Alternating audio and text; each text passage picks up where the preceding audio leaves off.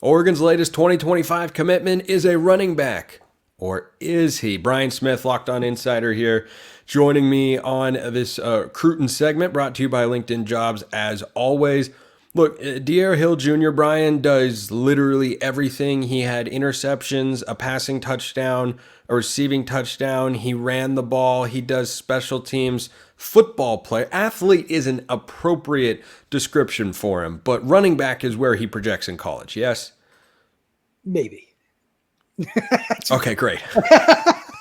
His film is a lot of fun to watch. After like the third one, I remember saying to myself, whoever the coach is that decided to kick it to him should be demoted. Mm-hmm. Like, you get the film of the week before and the week before that, and you see him weaving through guys, and when he hits a little crease, your guy has the angle, and he still runs by him untouched. That's a sign automatically. It says, do not kick to. And I don't know what's going on in Illinois, but they have some people that are not getting film or they're really dumb because that's just ridiculous. And he ran by everybody. It looked like Bo Jackson on Tecmo Bowl. You know, Illinois high school football is just okay, but like it was hilarious. Yeah. And like where he's at, it's just okay, but still, I mean, like don't kick him the ball.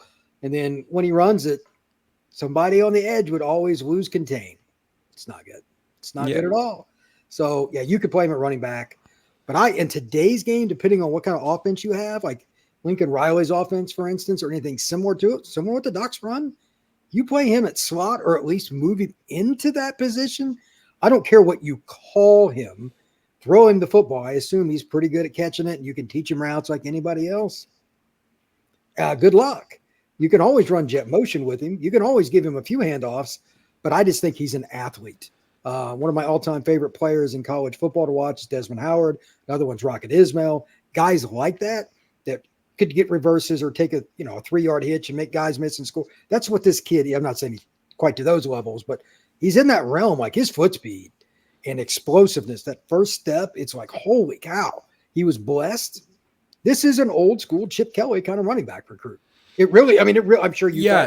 No. I've absolutely had that thought. I think positionally, he'll play a DeAnthony Thomas spot where like most of his work comes out of the backfield, but you're going to put him in different types of motion. You're going to get him the ball in screen situations.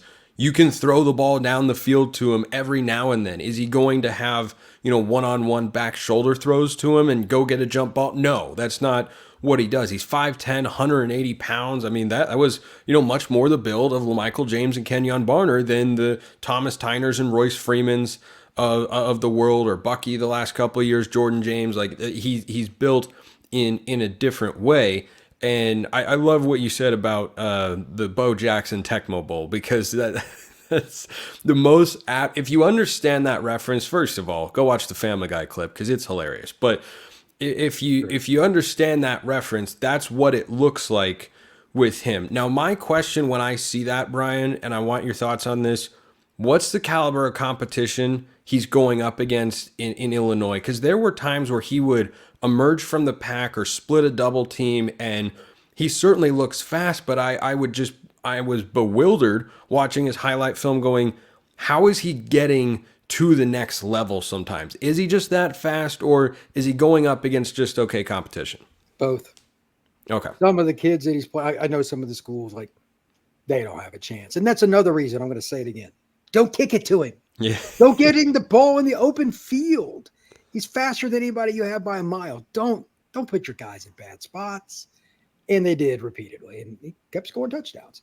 So the key with him, just like anything else, is you got to contain him, because once he hits the corner, even at the collegiate level, there will be DBs that he outruns. This is a legitimately elite athlete. Like, he could probably compete with some of the guys on the Oregon track team at some point. He's like that kind of guy. If he wanted to go that route, just focus on track, he could do it.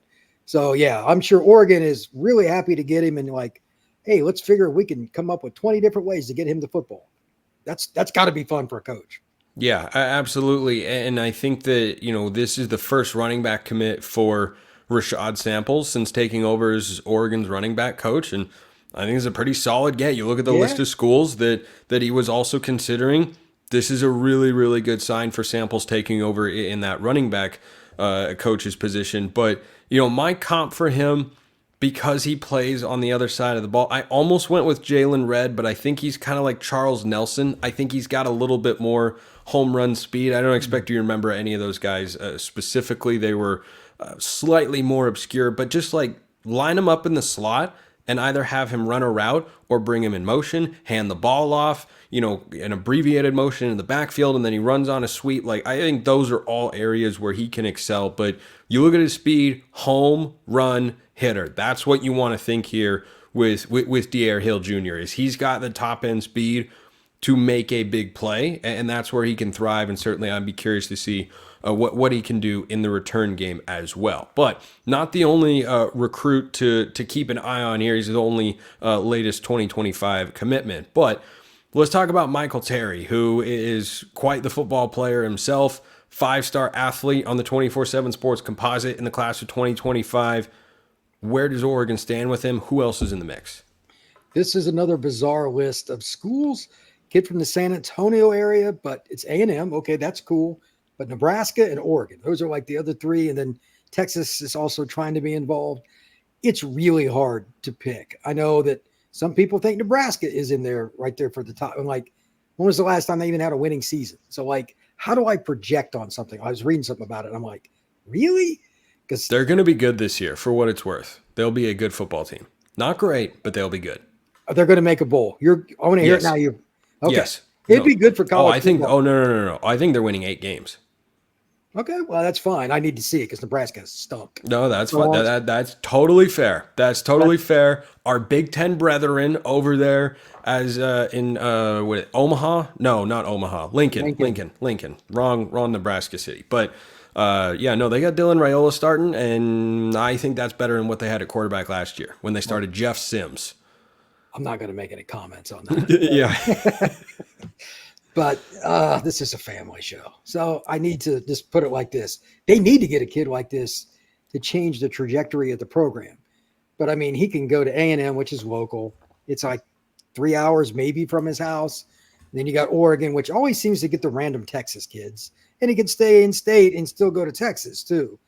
I have no idea. I've read different things on him just in the last 48 hours.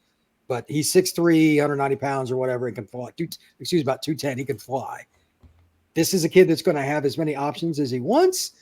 Watch out for Oregon is my gut, because they always get a random kid like this out of Texas. I know that probably makes you happy, but like, I just think he would have committed to one of the in-state schools already.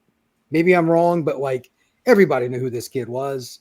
He's a national recruit. He's got an offer from every school in the country. Why hadn't he committed to one of the in-state schools? And then again, maybe Nebraska kind of pulls the upset. Michael Terry III, that's a name to watch. Last one for you, Brian. Tran-Odum, along that defensive line, which we talk about a lot with Dan Lanning, Tosh Lupoi, and Tony Tuioti. They've done a masterful job. Tran-Odum, another guy who, along with Michael Terry III, is coming in for a visit this weekend. Why we're mentioning them here on today's show. This is maybe the most bizarre visit list of all time that I've seen. North Carolina kid, just outside of Charlotte, SC, UCLA, Oregon, and Ohio State. I mean, it makes total sense. I mean, it's Big Ten country, Brian. Oh boy, here we go. It might be in 6 months. It might be. It might be. It is in July 1st, 2024. That will officially be all Big Ten country there: Los Angeles, Eugene, and Columbus. Well, I'm talking about North Carolina. I mean, it's just like, that could be in 6 months too. That's what I'm talking about. Yeah. Oh, you're totally right. So I just saying, at one point, LSU was trending with him. They're not even in his top 4 now. Like, this is a kid I followed for a while, and he's really good. He's a pure defensive tackle, 6'4", 270, 280. He's a kid that's got an offer from everybody. Where's Clemson? Where's Florida State? Where's Georgia? Where's Miami? Yeah, I mean, like all the schools that, they recruit Charlotte. Notre Dame's not in there. Michigan's not in there either. Penn State's not in there. At least there's Ohio State. So they're the one that is, quote unquote, the most likely based on predictions. But with the kid from Charlotte, looking at 3 schools officially from the old school Pac-12, my, oh my, this is great. I'm curious to see where he goes. I'll gamble with your money on the pick, but nothing else. It's always easy to be generous and aggressive with somebody else's money. That's right. I like it. Yeah. Brian Smith, our Locked On Recruiting Insider here at the network, brought to you by our friends at LinkedIn Jobs. Brian, thanks as always. Thank you, sir. Speaking of the new look Big Ten, question about that I'm going to answer coming up next.